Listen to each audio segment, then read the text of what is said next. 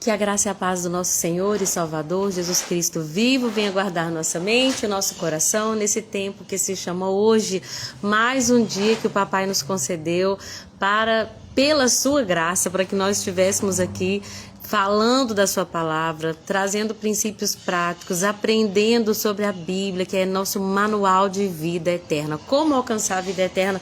O Pai não nos deixou órfãos, Ele nos deixou o seu Espírito e também a sua palavra, para que nós pudéssemos então compreender a vida de santidade justificada por Cristo. Graças a Deus por isso. E hoje nós estamos aqui, nós vamos meditar nessas cartas que são pequenas, mas que são profundas, que são, meu Deus, muito espirituais. Nós vamos aprender muito com essas cartas, então graças a Deus por essa oportunidade. Deixa eu cumprimentar aqui a Raquel, que já entrou. Raquel, Deus te abençoe. Quanto tempo, né, que nós não estamos assim juntas ao vivo, mas com certeza conectadas no Espírito, né? Glória a Deus por isso, que eu espero que você esteja bem, espero que o Davi esteja bem, toda a sua família.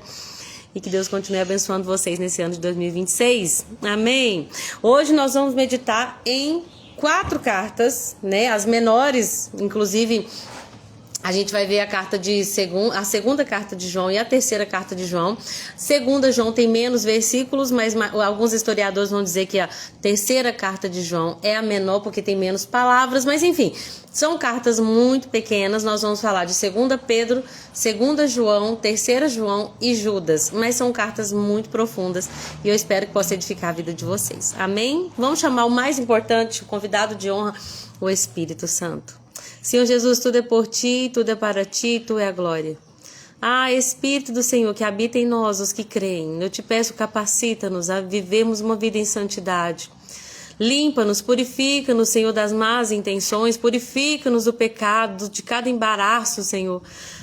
Ajuda-nos, Senhor, a estarmos livres de cada embaraço, para viver uma vida, Senhor, que agrada a ti. Pai, enquanto estivermos aqui, Senhor, consola-nos com a Tua palavra, conforta-nos com a Tua palavra, mas confronta-nos com a Tua palavra.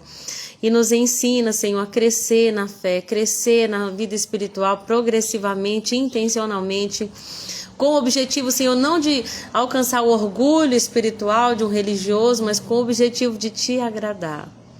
De alcançar, Senhor, em Cristo Jesus, esse lugar de justificação, de perfeição, só nele. E então nós podemos estar junto contigo, que é perfeito, que é santo, que é único, que és Deus. Fica conosco, Senhor, no nome de Jesus. Amém? Oi, mãezinha! Que bom que você entrou. Seja bem-vinda. Ivonete também está aqui conosco. Deus abençoe. Irmão Deiber. Que honra estar aqui com vocês, gente. Eu tô aqui em Confidente, sul de Minas. Tô aqui na casa da avó do meu marido.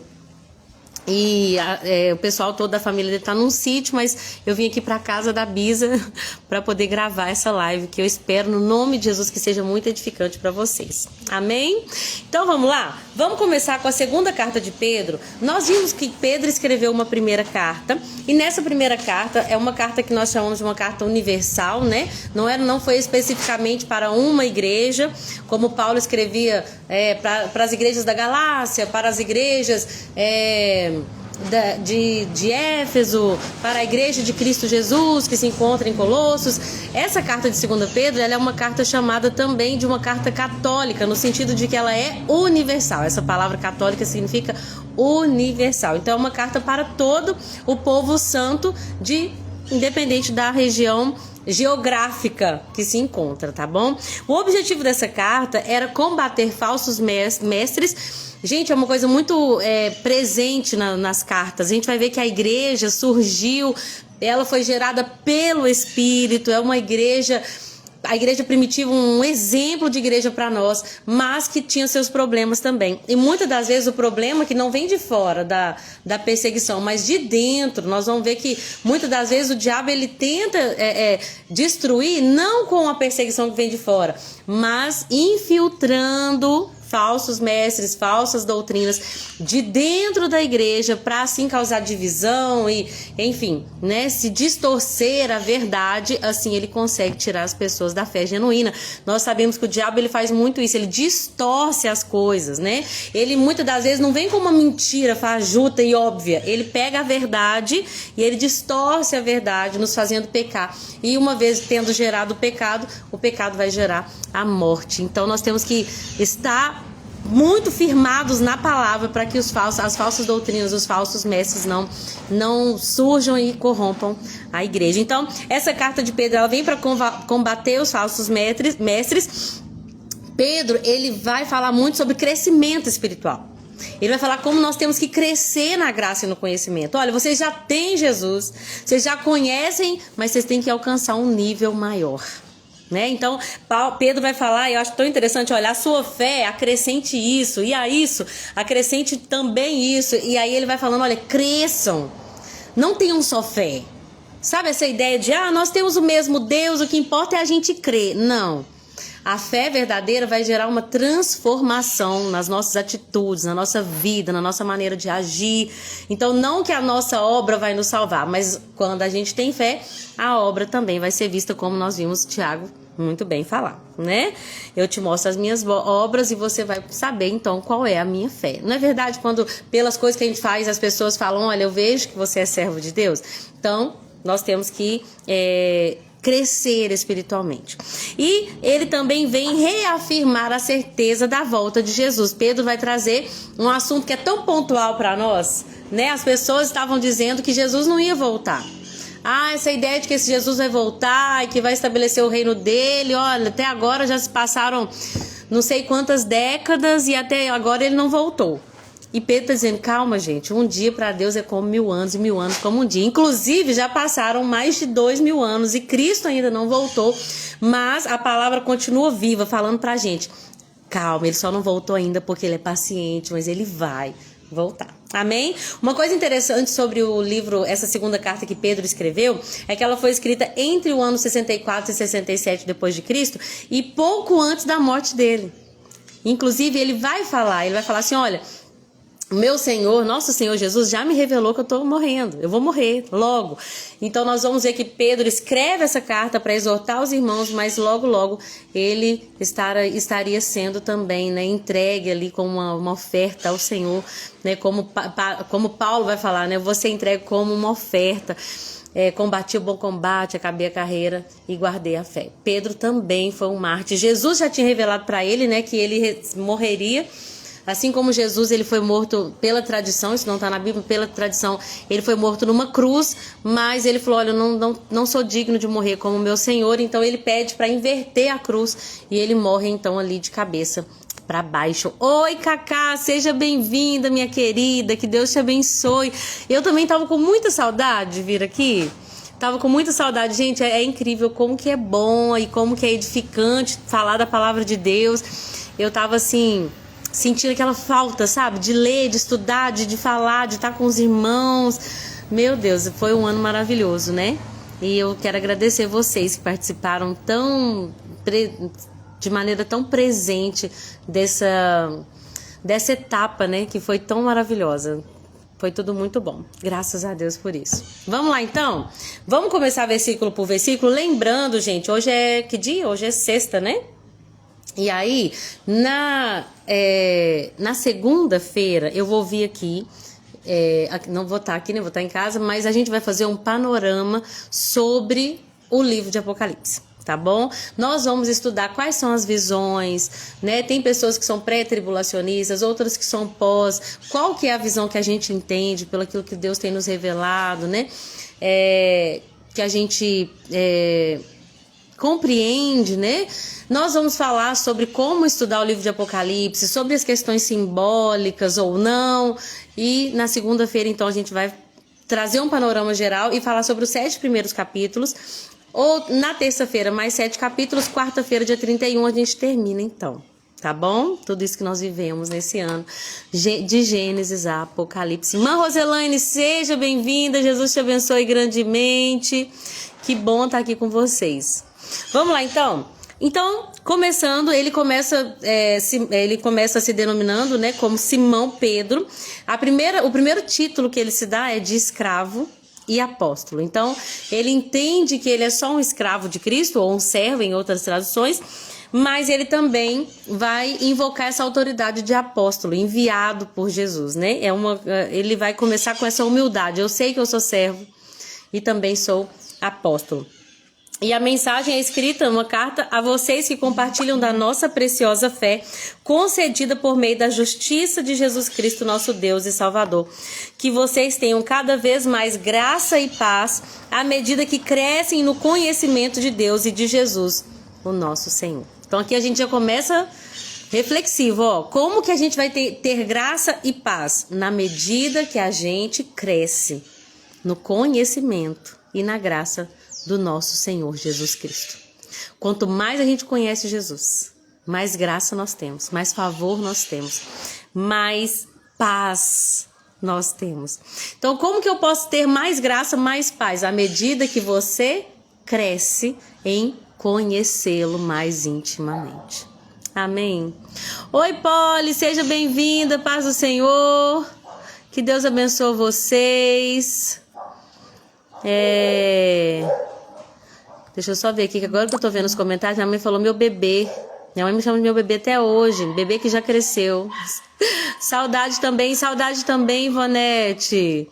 Espero que vocês estejam bem, tenham passado um ótimo Natal. Desejo a vocês, gente, um feliz Natal. Eu sei que eu tô atrasada, mas todo dia que Jesus nasça no nosso coração. Amém? Cacá disse, eu que agradeço a você por cada live, cada tempo nos dado de aprendizado. Deus te abençoe grandemente. Amém. Tenha abençoado. Graças a Deus. Amém. Dona Geralda aqui conosco também. Seja bem-vinda, Dona Geralda, minha querida, minha amada irmã. Depois você me conta o testemunho do seu irmão, viu? E a Dani tá aqui também. Que bênção, gente. Que maravilha. Como nós estamos aqui, uma igreja reunida, né? 9 pessoas juntas para falar da palavra da verdade. Glória a Deus por isso. Então, graça e paz à medida que nós conhecemos a Jesus. Quanto mais a gente conhece Jesus, mais graça e mais paz. Crescimento na fé. Ele começa falando então, gente, Deus com seu poder divino nos concede tudo o que nós precisamos para uma vida de devoção. Sabe quando a pessoa fala assim, olha, é muito difícil ser crente, é muito difícil servir a Deus, é muito difícil. Se a gente for pelas nossas próprias forças, é mesmo. Mas a Bíblia está dizendo que é pelo poder de Deus que nós vamos ter tudo o que nós precisamos para uma vida de piedade, uma vida de devoção. Pelo conhecimento completo daquele que nos chamou para si por meio da sua glória e excelência. Nada é de nós. A gente só vai conseguir viver uma vida na presença de Deus, uma vida de devoção, de piedade, pelo poder de Deus. É pela graça de Deus que opera em nós por meio da sua glória e da sua excelência. O versículo 5 vai falar, diante disso, esforcem-se ao máximo para corresponder a essas promessas. Acrescentem a fé, aí ele vai falar, ó, vocês já têm fé, mas não adianta ter só fé. Acrescentem a fé a virtude. Vou falar agora nas versões mais tradicionais. A fé que vocês têm, acrescentem virtude. Na virtude que vocês têm, acrescentem conhecimento. O conhecimento que vocês têm, acrescentem domínio próprio. Ao domínio próprio, acrescenta perseverança. Na perseverança, piedade. Na piedade, fraternidade. Na fraternidade, o amor. Amém. O que Pedro está falando? Vocês já têm fé, ótimo. Mas para continuar, vocês vão precisar de quê? Vocês vão persistir na fé e também na virtude. Não adianta só vocês terem fé. Não adianta só eu falar que eu creio em Deus. Eu preciso ter também uma excelência moral. Tenham fé, mas que as suas ações correspondam à sua fé. Tenham fé, mas tenham também conhecimento. E vocês estão aqui agora fazendo exatamente isso. Para que ver uma live? Para que ler a Bíblia todo ano? Para que fazer estudo? Porque a nossa fé deve ser acrescentada de virtude e de conhecimento. Mas não adianta só crescer no conhecimento. Também tem que ter domínio próprio. Não adianta eu crescer no conhecimento e saber de tudo da Bíblia se eu não controlo as minhas emoções. Tem umas maricacas assim, bem animadas aqui, gente. Tá bom, podem continuar louvando ao Senhor, pode continuar. Cada um louva do seu jeito, é isso mesmo. Então não adianta eu só ter conhecimento, eu preciso ter domínio próprio.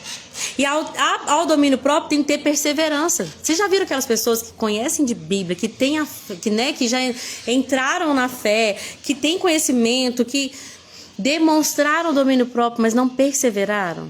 Desistiram no meio do caminho? Não adianta. Deus não quer que a gente seja aqueles que viveram o primeiro amor, mas que esfriaram. Ele espera que nós sejamos perseverantes até a vinda do nosso Senhor.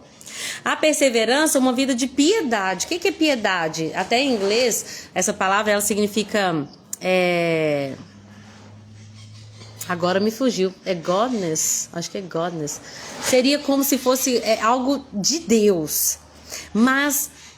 a piedade, ela significa uma reverência com Deus, mas uma atitude com relação às pessoas ao meu redor.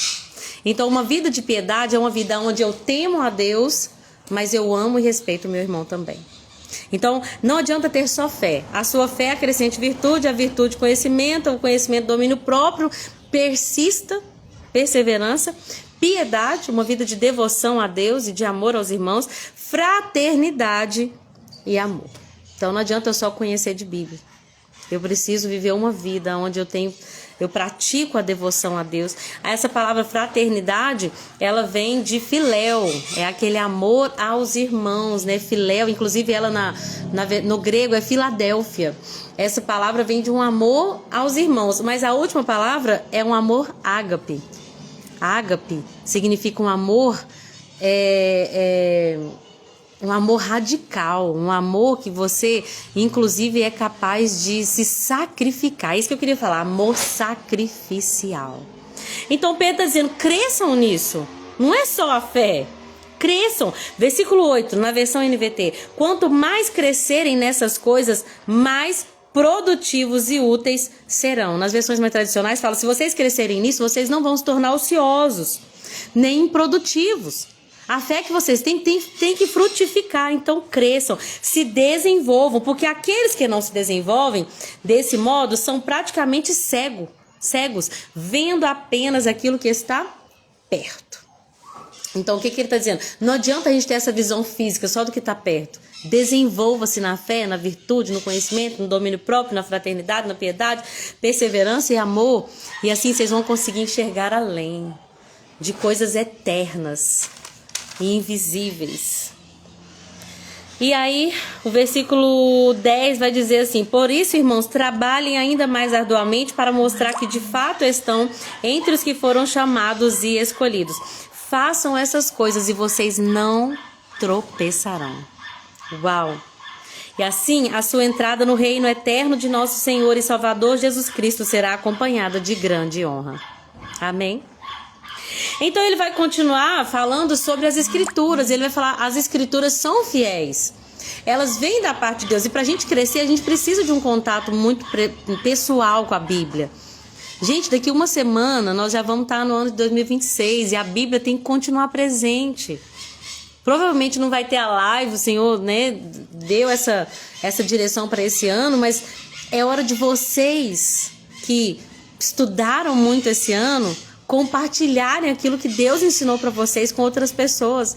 É hora de nós alcançarmos quem está hospitalizado, quem está preso, os nossos vizinhos, aqueles da nossa própria casa. É hora de sermos intencionais, porque o nosso Senhor e Salvador Jesus Cristo vivo vai voltar e as coisas dessa vida, gente, vão ficar tudo aí. Não adianta a gente viver uma vida de preocupação, não adianta a gente ficar ansioso.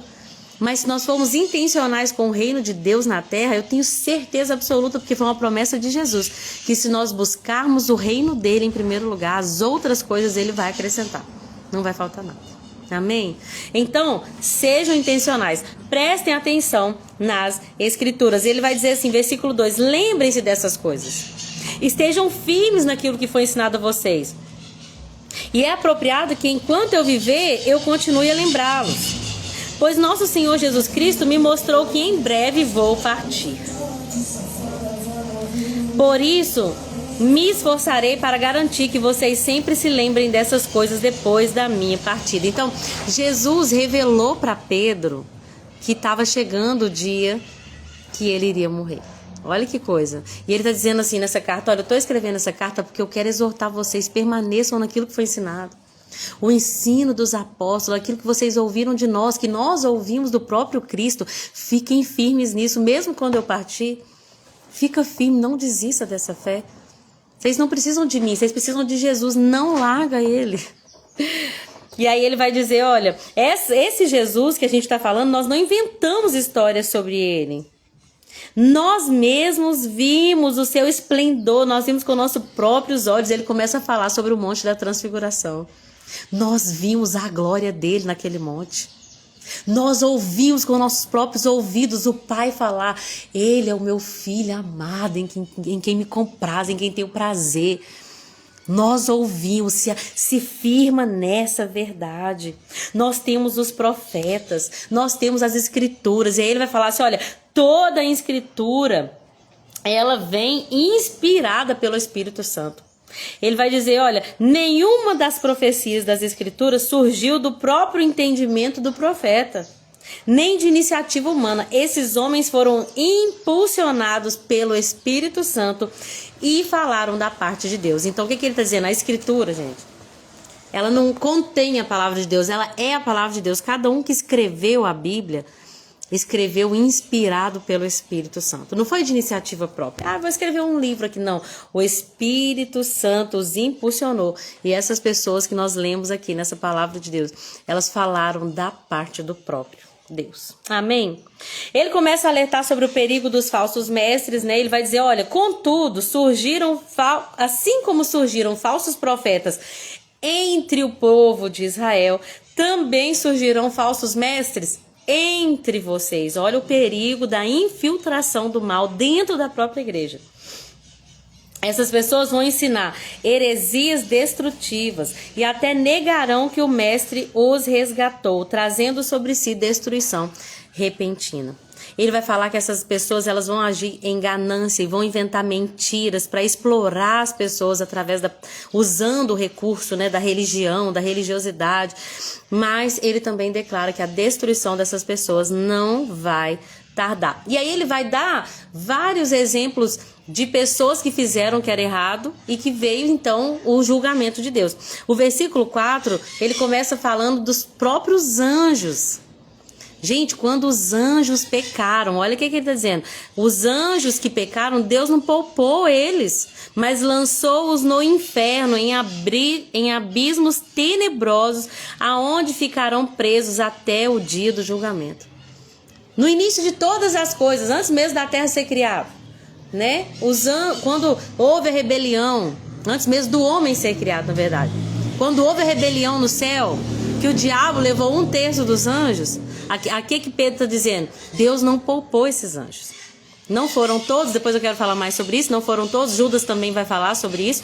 Inclusive, a epístola de Judas, que tem um capítulo único, é muito parecida com 2 Pedro. Se vocês já tiverem em dia com a Bíblia, não sei se vocês já leram e já perceberam, mas é muito parecida. Eu vi muitas semelhanças, até pesquisei um pouquinho sobre isso, falei, gente, tá muito parecido.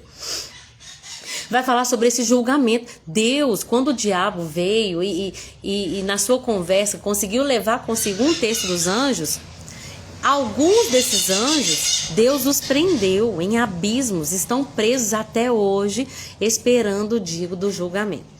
Então, quem são os demônios? O diabo não é criador, ele não tem poder para criar seres para trabalharem para ele. Quando a gente pesquisa, a gente chega à conclusão, e é também o que a igreja pensa, né? Conversei com meu marido sobre isso, que é um texto difícil.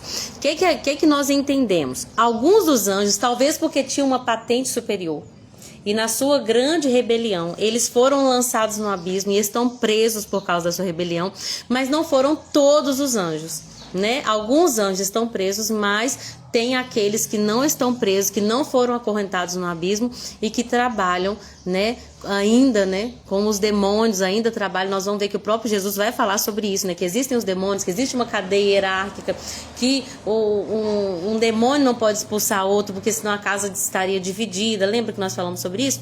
Então existem aqueles anjos que caíram, mas que não estão presos e que têm trabalhado e vão trabalhar até o dia do juízo final. Aí sim, o diabo e os seus anjos, a morte, serão lançados no lago de fogo. E aí não vai haver mais tormento, não vai haver mais morte. E nós vamos estar livres da corrupção desse mundo. Mas então, ele começa dizendo, olha, Deus não poupou esses anjos, Deus não poupou o mundo antigo, salvou só Noé e as outras 7 pessoas da família dele. Deus não poupou toda uma humanidade que estava em pecado. Deus não poupou Sodoma e Gomorra, transformou em monte de cinzas e, em contrapartida, resgatou Ló. Então a gente vai ver que ele vai dizer, olha, o meio de vocês pode estar corrompido, mas ele poupou o Ló, que estava ali naquele meio corrompido de Sodoma e Gomorra, porque ele continuou, né, buscando uma vida justa. E ele também poupou Noé, que estava no meio de um mundo corrompido, mas que permaneceu na sua justiça. Então ele vem trazer essa ideia, olha, permaneçam. Os falsos mestres, eles vão ser julgados, vão receber seu julgamento, mas permaneçam fiéis, que como Deus poupou a vida de Ló e de Noé, ele também vai poupar vocês, se vocês não se corromperam. Amém?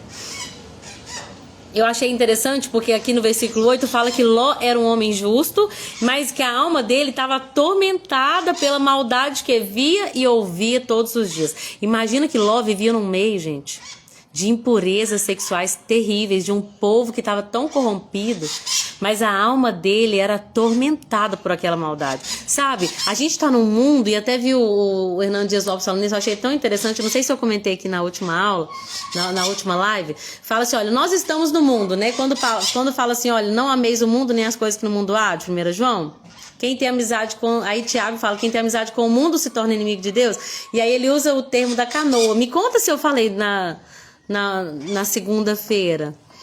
O que é a canoa? A canoa está na água. Ela precisa estar na água. Mas a água não pode estar dentro dela. E nós somos assim. Nós podemos estar rodeado de água, rodeado pelo mundo, mas o mundo não pode estar dentro de nós.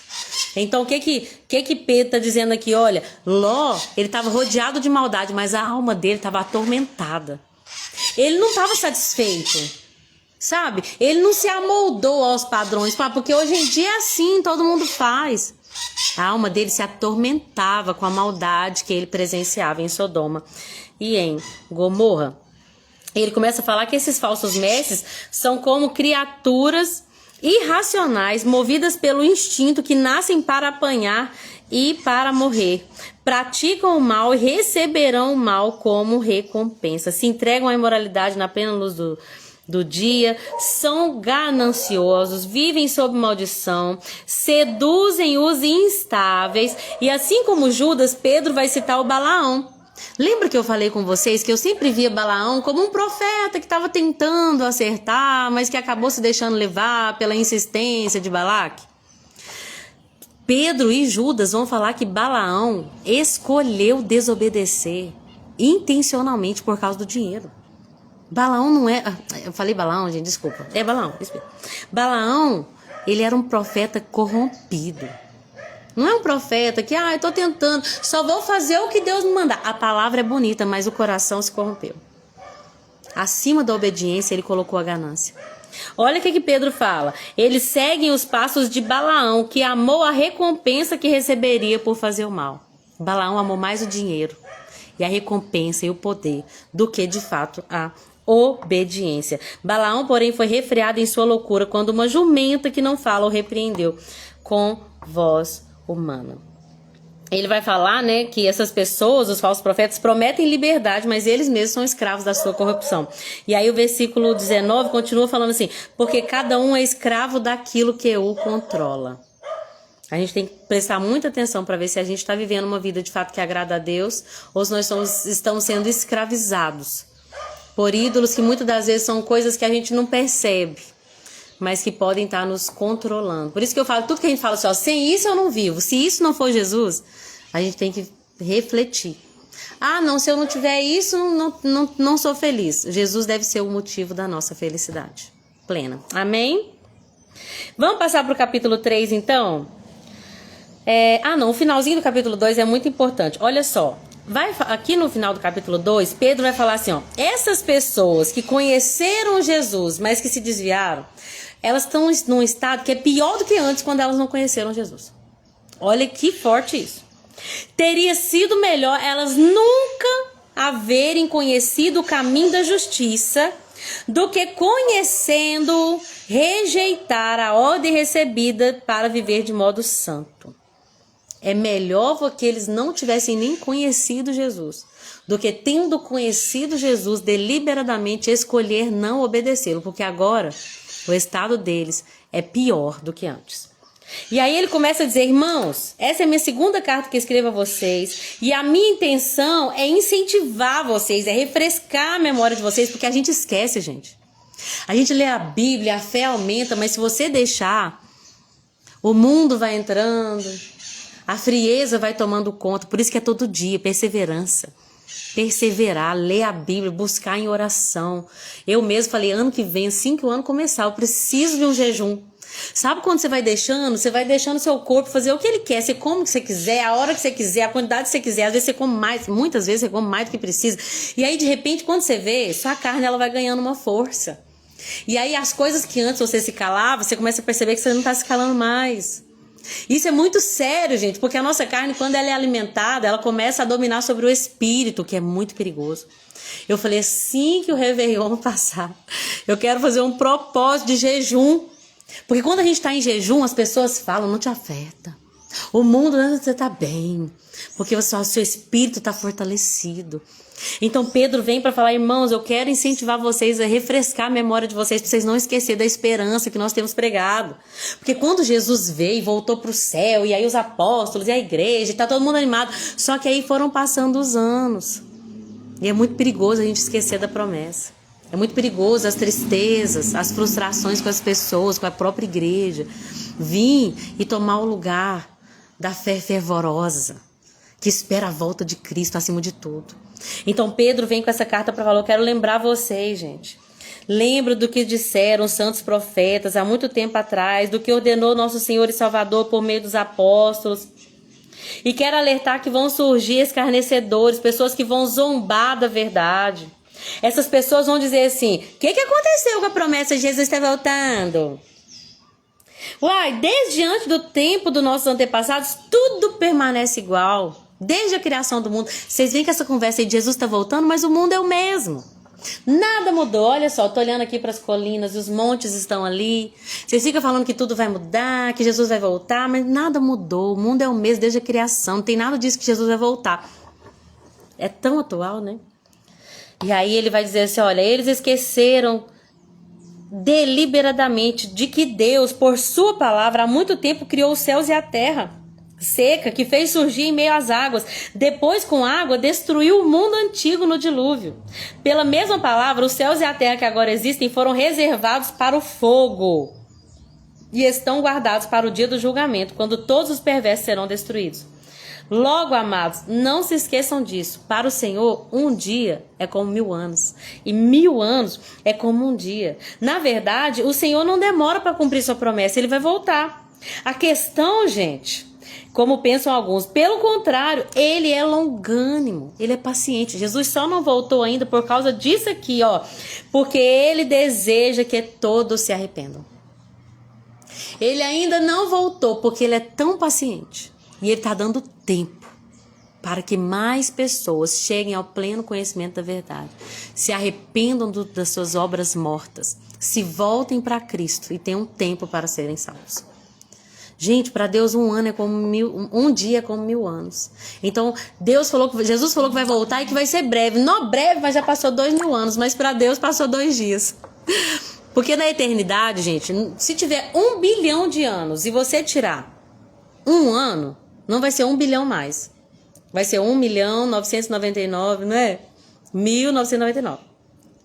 Agora, Você tira, ou não, perdão, até 1 bilhão é 999 milhões, né? 999 milhões, 999 mil, 999 anos, não vai ser 1 bilhão mais. Mas da eternidade, se você tirar 1 bilhão de anos, não mudou nada. A gente não consegue compreender. Mas Pedro está dizendo assim, olha, vocês estão achando que nada vai acontecer, que já passou não sei quanto tempo, Jesus não voltou? Mas eu vou te dizer, ele só não voltou ainda, porque ele é paciente. E ele está esperando, porque a vontade dele é que ninguém se perca, mas que todos se arrependam. Mas ele vai voltar. E o perverso vai ser destruído. Contudo, o dia do Senhor virá como um ladrão. Os céus vão desaparecer com um terrível estrondo. E os elementos se consumirão pelo fogo. Gente, é muito forte isso. Ele disse, e ele prometeu, e ele deixou o arco no céu, eu não destruo mais com água. Mas nós estamos vendo aqui que a terra, nós vamos viver, gente, um novo céu e uma nova terra. Essa terra, os elementos se dissiparão. Deus vai renovar tudo, e pelo que nós estamos vendo Pedro dizer aqui, vai renovar através do fogo. Tá tudo bem agora, estão casando, estão dando-se em casamento, não é verdade? Mas vai chegar o dia. O anjo vai tocar a trombeta. Né? E o nosso Senhor vai vir nas nuvens. Ele vai arrebatar a sua igreja. Gente, é fato. Jesus vai voltar.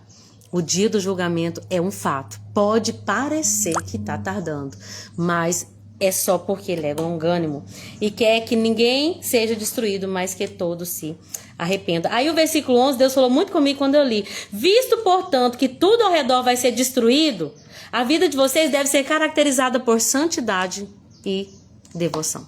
Amém? O versículo 12 é tão maravilhoso. Esperando e apressando a vinda do Senhor. Como assim, Lorena? Deus já não sabe o dia exato que isso vai acontecer? Que Jesus Cristo vai voltar, que ele vai fazer tudo novo, que ele vai se sentar no trono que lhe é de direito, o trono daquele, né, o trono de Davi, porque ele é o descendente de Davi, o reino dele é eterno. Então ele vai vir, ele vai se assentar no lugar dele, é o reino dele de justiça e equidade, e nós vamos reinar com ele. Meu Deus, quem somos nós, Senhor? Só por meio da tua graça. Amém. Mas ele já sabe o dia. Como que a Bíblia está dizendo que nós podemos apressar a vinda dele? Sabe, irmãos, Deus, nada vai mudar aquilo que Deus já sabe, mas nós podemos cooperar com o plano de Deus. Nós, seres humanos, não conseguimos afetar aquilo que Deus da eternidade já determinou.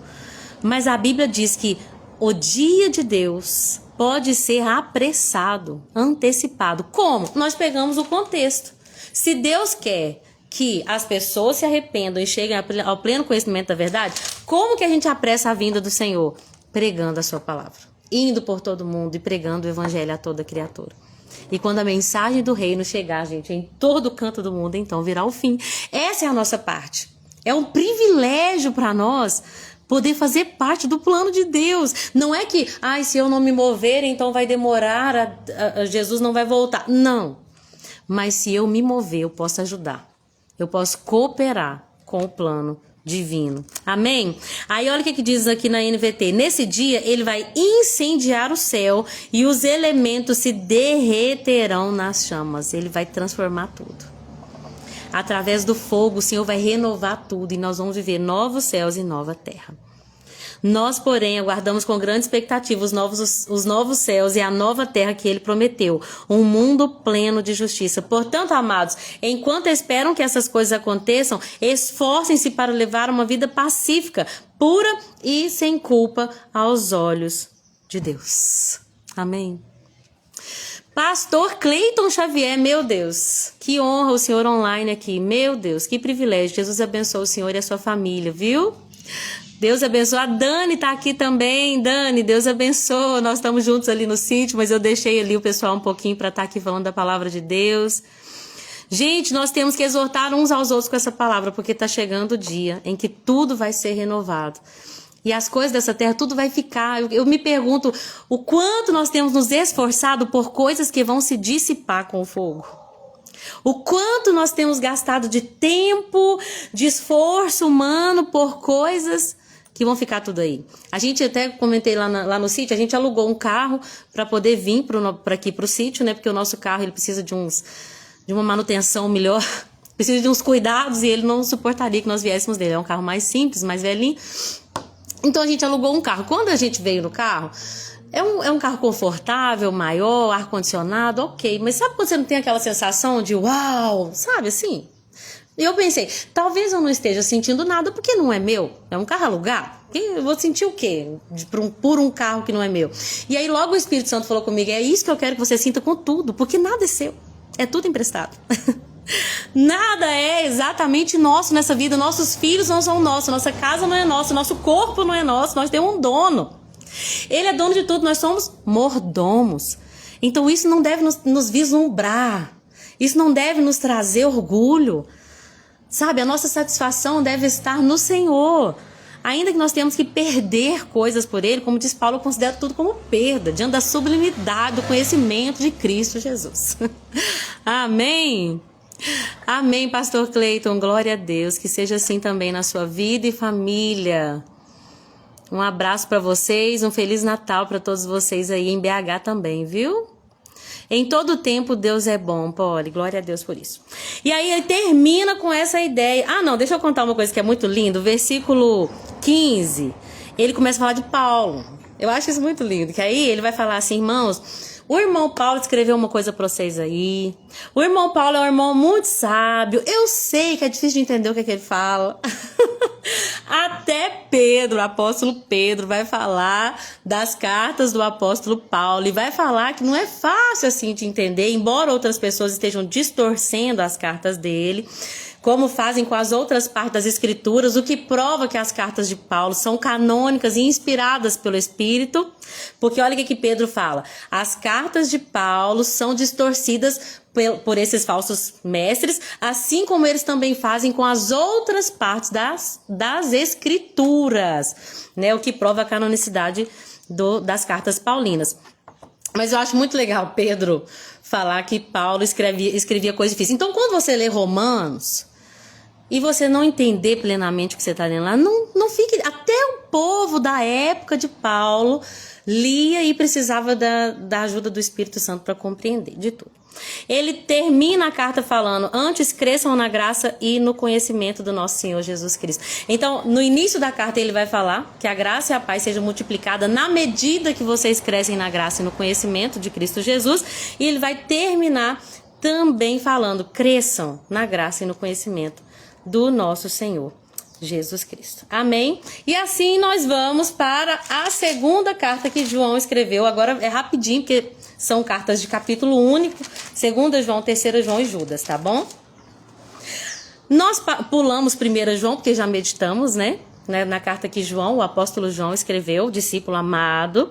E a segunda carta de João, então, falando um pouquinho sobre ela é uma carta que foi escrita a uma senhora escolhida, uma senhora eleita. A maioria dos estudiosos, né, dos teólogos, vai interpretar essa senhora como a igreja. Então eles vão entender, olha, João escreveu para a igreja de Cristo Jesus, a noiva de Cristo Jesus, a senhora eleita e aos filhos, ou seja, aqueles que fazem parte dessa igreja. Mas ela também pode ser uma mulher cristã influente e ele estava escrevendo para ela e para a sua família. O fato é que, o que a Bíblia não diz com clareza, a gente não pode falar com certeza. Mas o fato é que ele vai falar sobre verdade, sobre amor e sobre discernimento. A segunda carta de João é a menor carta em termos de quantidade de versículos, né? Ela só tem 13 versículos, então é a menor carta do Novo Testamento, menor livro do Novo Testamento. 3 João tem 15 versículos, mas os teólogos vão dizer que ela tem mais palavras. Desculpa, que ela tem menos palavras. Então, alguns vão entender que 3 João é a menor, outros que 2 João é a menor. Mas isso aqui é só para a gente ter essa curiosidade. Em questão de versículo, 2 João, menor livro da Bíblia. Então, se cair na escola bíblica dominical, qual o menor livro da Bíblia? Vocês vão responder, 2 João, tá bom? Se for menor carta de Paulo, Filemão. Então, vamos lá. Ele começa se chamando de presbítero, né? João, o presbítero. Ele vai escrever a senhora escolhida e aos seus filhos. Vai começar com a saudação, graça, misericórdia e paz, que vem de Deus, o Pai, e do nosso Senhor Jesus Cristo, o Filho do Pai, que estarão conosco os que vivemos na verdade e no amor. Ele começa dizendo, eu estou muito feliz por encontrar alguns dos seus filhos e ver que estão vivendo de acordo com a verdade.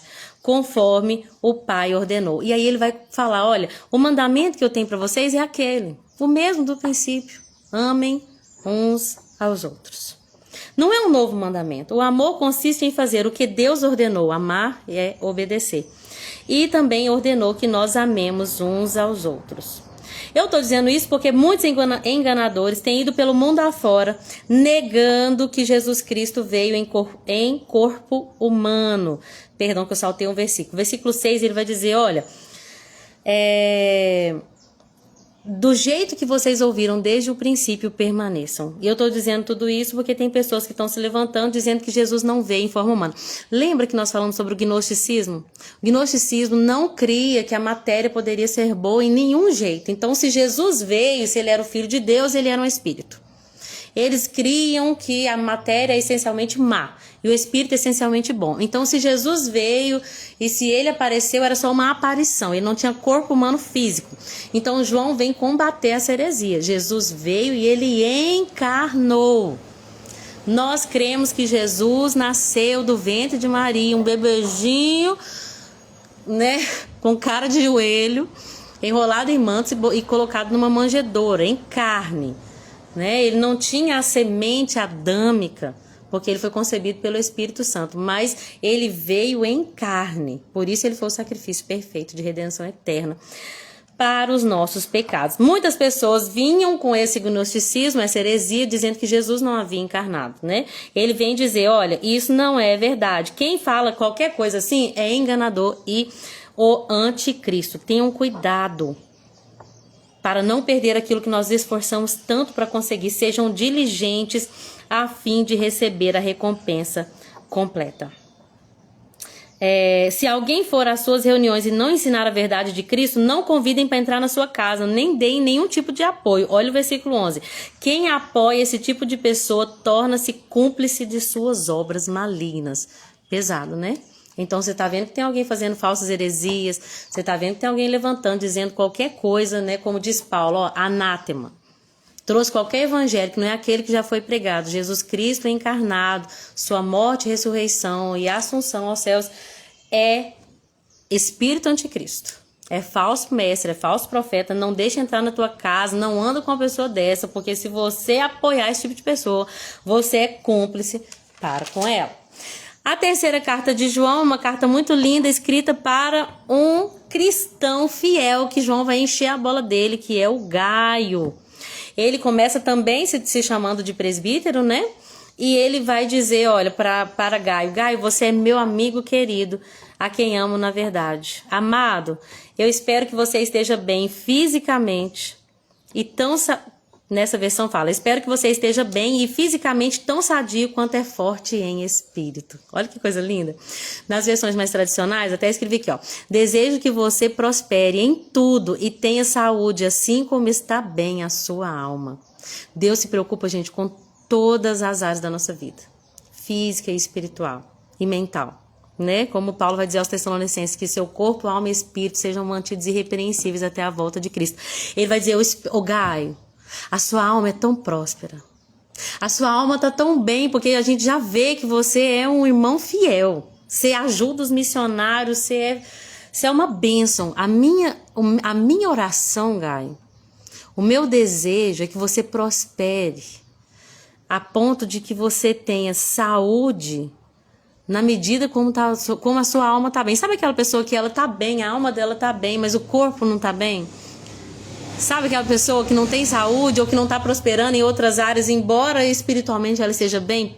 João está orando para que Gaio seja tão próspero fisicamente no corpo como é próspero em sua alma. Eu acho muito lindo o versículo 4, que fala assim, olha, deixa eu ler o 3 primeiro. Alguns dos irmãos regressaram e me deixaram muito alegre quando falaram da sua fidelidade, de como você vive de acordo com a verdade. Isso é muito importante porque João vai falar na primeira carta dele, olha, não amemos só de palavras, mas em atitude e em verdade. Então ele está falando, Gaio, você vive de acordo com a verdade. Você só não fala a verdade, você só não prega a verdade, você vive. de acordo com a verdade. Eu não poderia ter maior alegria do que saber que meus filhos têm seguido a verdade. Gente, a maior alegria que um pai pode ter, seja um pai físico ou espiritual, é de saber que os seus filhos vivem de acordo com a verdade. Mais do que a minha filha formar em medicina pela UFMG, mais do que a minha filha ter uma vida de fama e sucesso, mais do que o meu filho ser um grande jogador de futebol, milionário, bilionário, a maior alegria que um pai tem é de ver que o seu filho anda no caminho da verdade. É o que João falou para Gaio e é o que nós aplicamos para a nossa vida também. Ele vai incentivar Gaio. Gaio, você é fiel, cuida dos irmãos que passam por aí. Mesmo que você não conheça, quando passa um missionário pela vida de Gaio, Gaio recebe essas pessoas na casa dele. Gaio ajuda os missionários. Só que tinha um outro líder na igreja nessa época, que era Diótrefes. Deixa eu só ver se é Diótrefes. Ele era um líder egocêntrico. Sabe aquela pessoa assim, eu tenho que ser o mais importante. Se chegar qualquer um aqui que ameace o meu ego, que ameace a minha exaltação, minha autoexaltação, não deixo. Porque eu tenho que ser o mais honrado, eu tenho que ser o mais falado, eu tenho que ser o mais respeitado. Gente, o orgulho religioso, ele é podre. E ele muitas das vezes destrói uma igreja quando um líder se deixa levar por essa arrogância espiritual. Ele era um líder egocêntrico, recusava a autoridade apostólica. Quando os apóstolos enviavam alguém ali, ele não deixava... Ele não recebia essas pessoas e não deixava os irmãos receber essas pessoas. Olha isso. Ele vai mostrar, então, o orgulho espiritual e busca por poder pessoal. E como isso pode ser fatal. Então ele vai dizer, você não, Gaio. A igreja fala da sua amizade afetuosa, continua a suprir a necessidade desses missionários, porque eles viajam a serviço do Senhor, não aceitam coisas do que são de fora. Assim, nós mesmos devemos sustentá-los a fim de que nos tornamos seus cooperadores quando eles ensinarem a verdade. Só que o Diótrefes, versículo 9, gosta de ser o mais importante. Quando eu for, vou contar uma das coisas que eles têm feito aqui, suas acusações maldosas. Ele não apenas se recusa a acolher os irmãos, mas também impede outros de ajudar. Quando outros ajudam os irmãos, sabe o que ele fazia? Expulsava os irmãos da igreja. Misericórdia. Gaio, não deixa esse mau exemplo te influenciar, mas siga apenas o que é bom.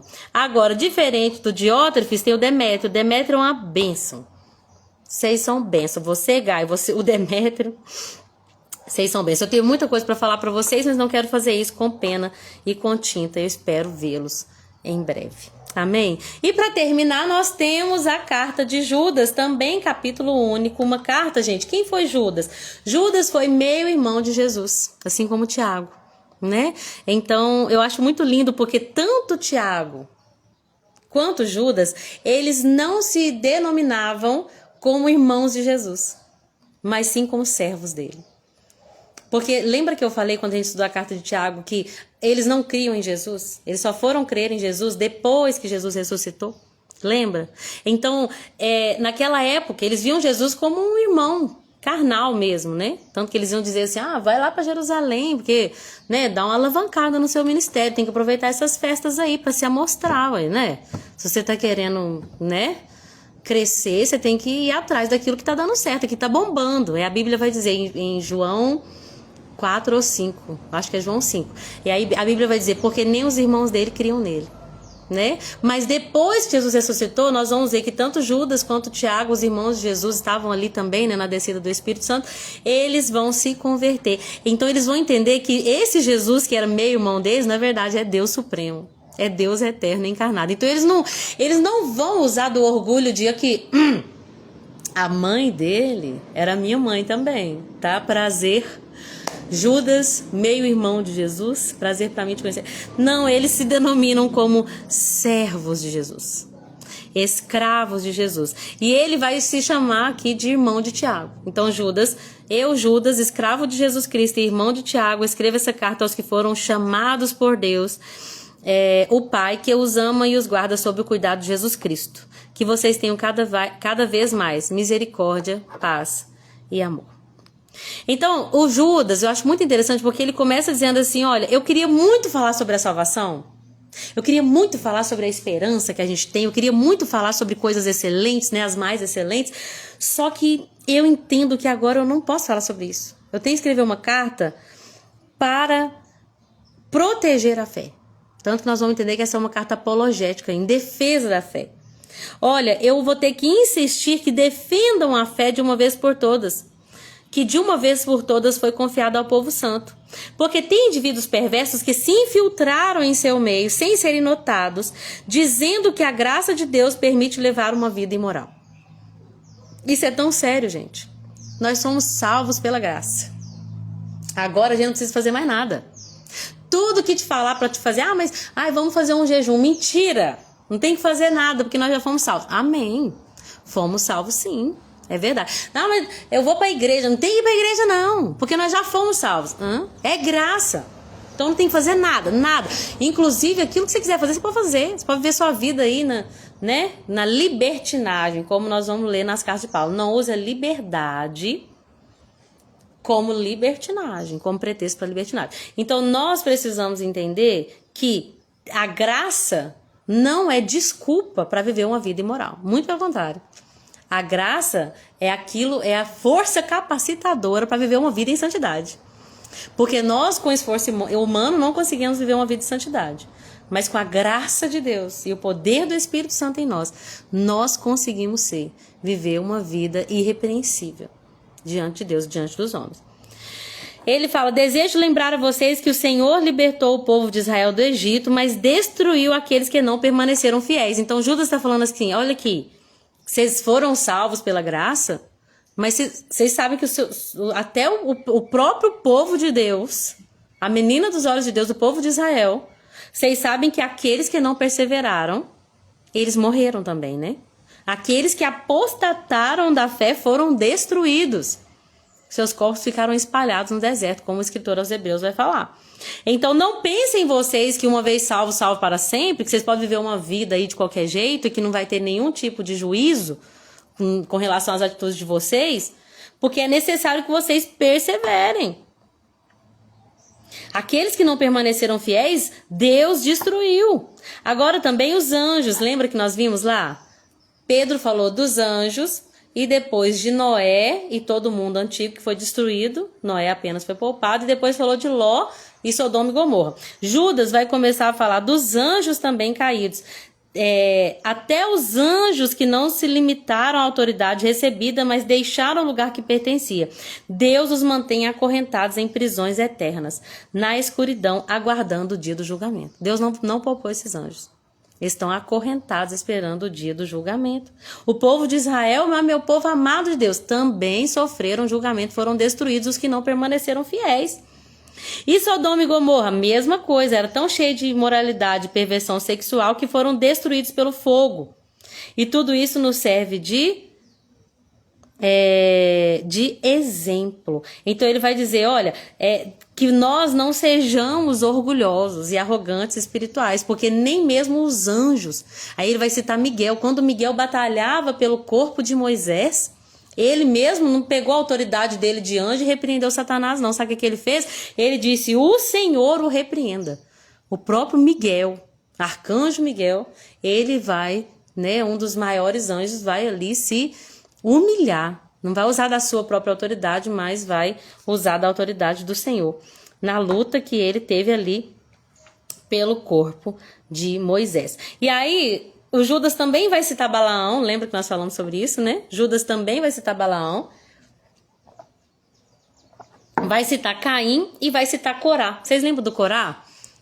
Que os descendentes dele ali fizeram uma rebelião contra Moisés, a terra abriu, engoliu eles ali. Então todos esses sofreram o castigo. Aí ele vai citar várias coisas para compará-los. Olha, eles são como os pastores que preocupam só consigo mesmos, se bem que entendendo que Gente, tá escurecendo aqui, eu não sei nem aonde que acende a luz. Tem uma luz ali atrás, mas eu acho que dá. Tô terminando já, tá bom? Então, eles são como pastores que preocupam só consigo mesmos. Não faz o menor sentido, porque o pastor, a função dele é cuidar das ovelhas. Eles são como nuvens que passam sobre a terra sem dar chuva. Não cumpre também a função. São como árvores no outono, duplamente mortas, porque não dão frutos. e foram arrancadas pela raiz. São como ondas violentas espalhando a espuma dos seus atos vergonhosos e são como estrelas sem rumo, condenadas para sempre à mais profunda escuridão. Ele vai citar aqui Enoque. E é interessante que ele vai fazer uma citação de um livro apócrifo, que é o livro de Enoque, que ele não ele não foi classificado como um livro canônico e inspirado, né? Mas ele vai citar, assim como Paulo também cita alguns filósofos, ele vai citar o que está escrito nesse livro apócrifo, que fala que Enoque viveu na 7ª geração dos descendentes de Adão e profetizou a respeito desses homens, dizendo: ouçam, o Senhor vem com incontáveis milhares de santos para julgar a todos. Amém? Oi, Ideia, seja bem-vinda, minha querida. Eu já estou terminando já, mas que bom que você pôde estar aqui conosco no finalzinho, viu? Depois, se você tiver um tempinho, você volta e vê do começo, viu? Espero que seja edificante para você. Então, ele vai falar, essas pessoas são murmuradores, descontentes, vivem só para satisfazer os seus próprios vantagens, seus próprios desejos, contam vantagem em alta voz e bajulam outros para conseguir o que querem. Amados, lembrem-se do que previram os apóstolos do nosso Senhor Jesus Cristo. Eles disseram que nos últimos dias haveriam os escarnecedores, os zombadores, que essas pessoas provocariam divisões, porque eles não têm o Espírito Santo. Para terminar, edifiquem uns aos outros em sua santíssima fé.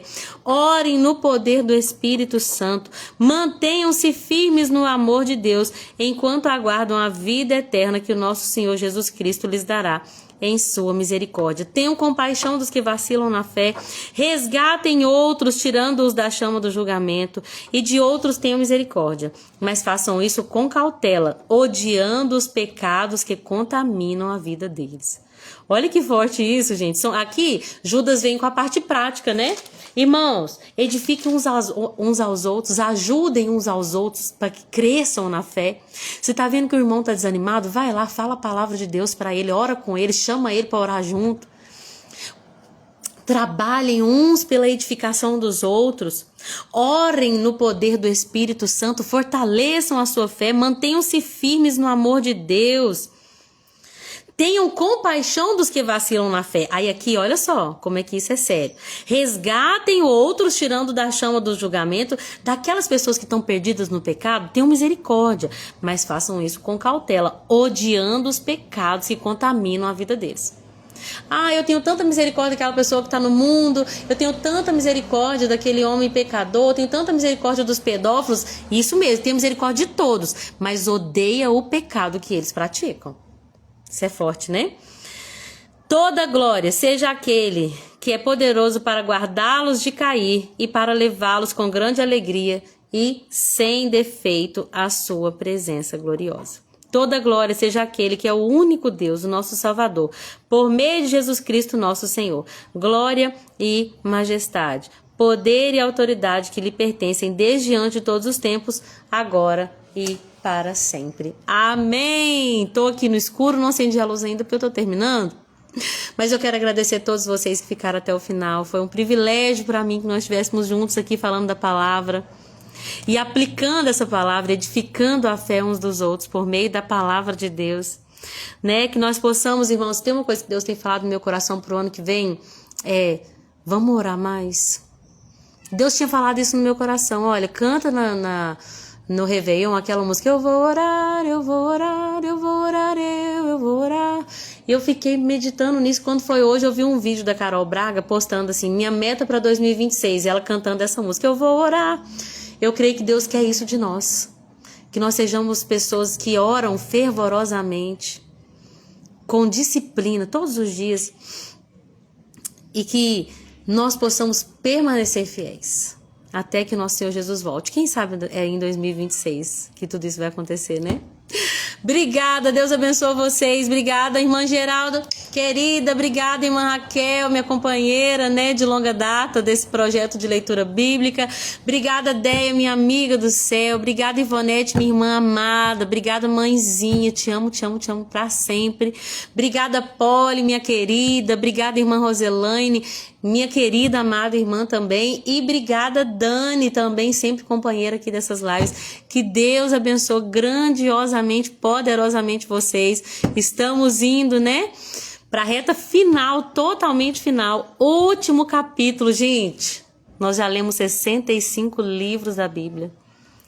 Nós já meditamos em tudo que foi falado aqui. E estamos chegando no último, o livro de Apocalipse. Eu fico muito triste, já que eu tô falando muito aqui, deixa eu ver se acende a luz, gente. Ah, acendeu. Eu fico muito triste quando alguém fala assim, eu tenho medo de ler Apocalipse.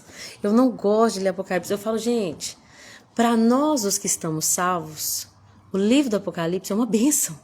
A gente não tem que ter medo, a gente tem que ler aquilo falando assim, nossa, eu tô precisando ler Apocalipse, viu? Lembrar das promessas, lembrar do que vai acontecer, me lembrar que vai valer a pena. Não é assim, não vou ler o livro do Apocalipse. Não, nós crentes temos que amar. Você sabe o que é você ir para você ver um filme sabendo o final? Sabe quando você vai ver Titanic de novo, mas você já sabe o final. Você sabe que a Rose vai morrer. Mas você vai ver tudo. Nós, gente, nós vivemos uma vida inteira já sabendo o final. Que é glorioso para os que permanecem fiéis. Que é glorioso, que é cheio de recompensa, de galardão, de graça. Onde Jesus Cristo vai ser adorado, o nosso Senhor, o Cordeiro de Deus vai abrir os livros. Esses dias eu ouvi alguém falar sobre isso, eu não tenho muito crédito para falar, eu tenho que estudar mais, mas eu vi alguém falar sobre isso, acho que foi Hernando Dias Lopes. Existem 2 livros, o livro das obras e o livro do Cordeiro. Pelo livro das obras, nós não somos salvos, porque nós somos maus, estamos caídos, né? Nós temos uma natureza pecaminosa. Se for olhar pelo livro das obras, nós não vamos entrar no céu. Por isso que João chora, porque ele vê que ninguém é digno de abrir o livro e de desatar o selo, só o Cordeiro. Então, no livro do Cordeiro, pela justificação de Jesus, nós temos acesso a essa herança. Então, o livro de Apocalipse vai ser uma bênção ler e meditar sobre ele. Leia esse livro com essa visão, não do medo de como o mundo, a tribulação, as guerras. Não, leia com base naquilo que é a recompensa para aqueles que vão ficar até o fim. Amém? Beijo com Deus, que Deus abençoe vocês. Vai pro culto, né, Dé? Que o culto seja uma bênção, que Deus abençoe, que a presença gloriosa dele esteja lá, o mais importante, os irmãos sejam edificados e Jesus Cristo é glorificado. Amém? Com Deus, gente, até segunda-feira, se Jesus permitir, 2 horas da tarde. Amém? Tchau, tchau.